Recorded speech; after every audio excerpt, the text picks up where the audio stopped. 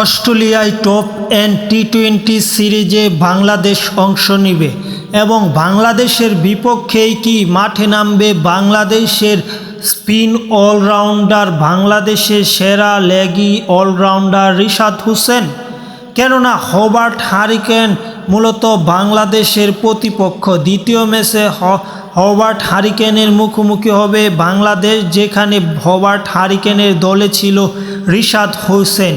তাই রিশাদকে কি তারা দলে রাখবে এমনটা গুঞ্জন শোনা গেলেও ব্যাপারটা কতটা সত্যি তা এখন পর্যন্ত জানা যায়নি। কেননা রিশাদ হবার্ট হারিকেনের সাথে থাকলেও তিনি মূলত দলে জায়গা পাচ্ছে না এবং তাকে বিসিবি এনওসি দিচ্ছে না এমনটাই শোনা যাচ্ছে।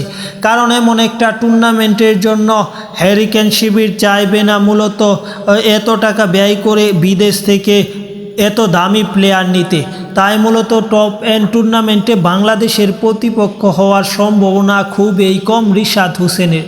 যাই হোক, দেখা যাক পরবর্তীতে কি হয়।